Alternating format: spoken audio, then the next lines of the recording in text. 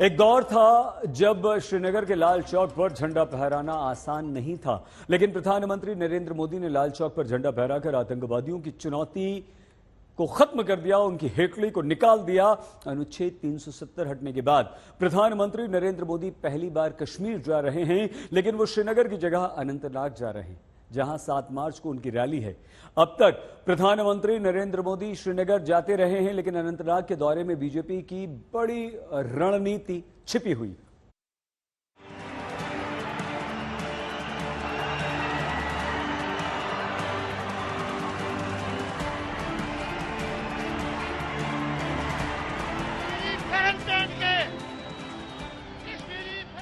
8 दिसंबर 2014 वो तारीख जब पहली बार प्रधानमंत्री बनने के बाद नरेंद्र मोदी ने श्रीनगर में रैली की और जम्मू कश्मीर के लोगों से वादा किया,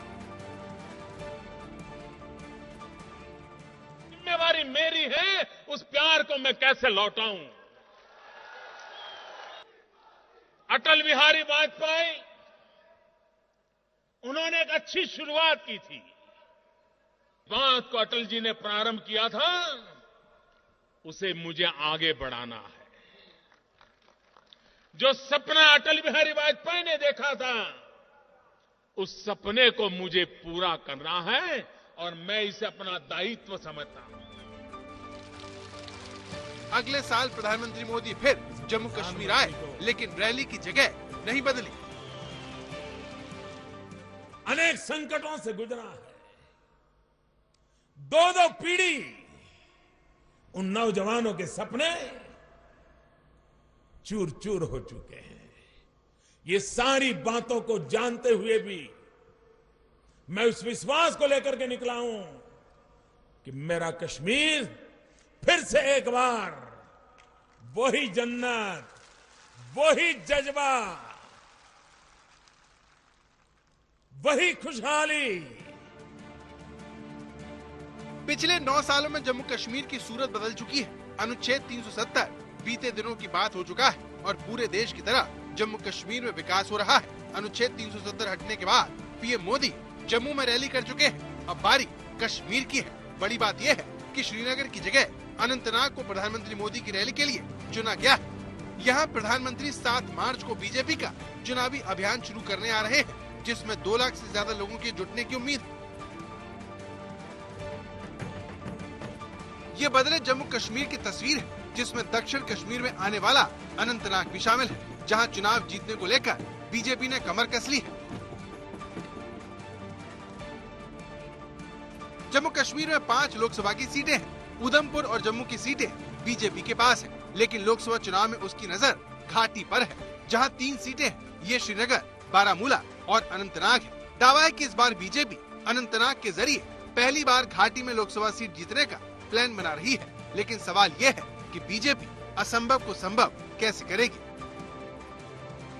अनुच्छेद 370 हटने के बाद जम्मू कश्मीर और दिल्ली की दूरी घटी है। घाटी के लोगों को भी पहली बार बाकी देश की तरह सभी सरकारी योजनाओं का लाभ मिल रहा है, जिससे वहाँ के लोग मोदी को लेकर उत्साहित दिखते हैं। अभी तक ऐसा कोई पीएम न आया न कोई आएगा। तमाम पॉलिटिकल पार्टीज ने हमारे साथ बहुत धोखा किया, हमसे वोट लिया, हमें कुछ नहीं दिया। मोदी जी ने हमारे पहाड़ी समाज को हमारा हक दिया है। कह रहे थे कि हमारा जो हिंदुस्तान है वो 47 में आजाद हुआ, लेकिन मैं दावा से कहता हूँ कि हमारा जम्मू कश्मीर 5 अगस्त 2019 को आजाद हुआ है।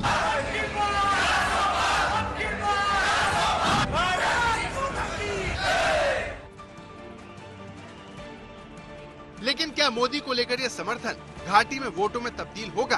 क्योंकि आज तक बीजेपी ने घाटी की एक भी सीट नहीं जीती है। तो फिर अनंतनाग को लेकर बीजेपी की उम्मीद की वजह क्या है? इस सवाल का जवाब का सीधा रिश्ता इस चेहरे से बताया जा रहा है, जिन्होंने जम्मू में पीएम मोदी की रैली में पहुंचकर सबको चौंका दिया। ये मुजफ्फर बेग है, जो पीडीपी के संस्थापक रहे हैं, लेकिन पीएम को लेकर इन्होंने जो बात कही वो बहुत अहम है। वो तो हमारे लीडर हैं सारे देश के, इसमें तो क्रॉस पार्टी लाइन आना चाहिए। उनके जो प्रोजेक्ट है वो छोटे नहीं है। उनका जो विजन है वो ये नहीं है कि कम्युनिस्ट है, वो बीजेपी है, वो पीडीपी है, वो नेशनल कॉन्फ्रेंस है। वो तो सारे देश को साथ इकट्ठे चला। प्रधानमंत्री मोदी को लेकर मुजफ्फर बेग की इन्हीं बातों से माना जा रहा है कि वो अनंतनाग सीट जीतने में बीजेपी के काम आ सकते हैं। इसकी एक बड़ी वजह भाषाई पहाड़ी समुदाय को अनुसूचित जनजाति का दर्जा देना है। अनंतनाग की सीट को घाटी की अन्य 2 संसदीय सीटों के मुकाबले भाजपा के लिए ज्यादा आसान माना जा रहा है। परिसीमन के बाद अनंतनाग में राजौरी और पुंछ को भी जोड़ा गया है। इस सीट के अंतर्गत 18 में से 11 विधानसभा सीटें कश्मीर में, जम्मू प्रांत में 7 सीटें हैं। इस पूरे संसदीय क्षेत्र में हिंदू मतदाता 30% है और उसमें 99.5% जम्मू में ही है। इस पूरे क्षेत्र में गुज्जर, बकरवाल और पहाड़ी समुदाय भी खूब है। वो भी मौजूदा समीकरणों में बीजेपी का साथ देने के मूड में बताए जाते हैं। बाकी देश की तरह जम्मू कश्मीर में भी पीएम मोदी के चेहरे पर बीजेपी की योजना रिकॉर्ड बनाने की है, क्योंकि उसे लगता है कि जो वादा पीएम मोदी ने 9 साल पहले किया था उसे पूरा करने के बदले उन्हें जनता जीत का आशीर्वाद जरूर देगी। कश्मीर को विकास की उन ऊंचाइयों पर ले जाना है ताकि फिर से एक बार हमारा दाल लेक टूरिस्टों के कारण ऐसा भरा भरा रहे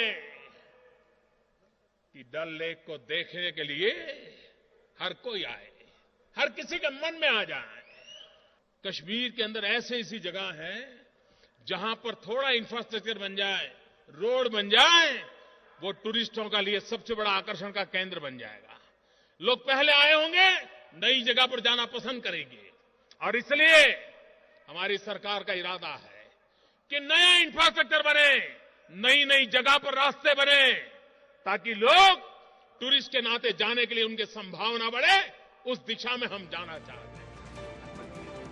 इस समय प्रदेश बीजेपी कश्मीर के सभी 10 जिलों में लाभार्थी सम्मेलन के जरिए लोगों के घरों तक पहुंच रही है।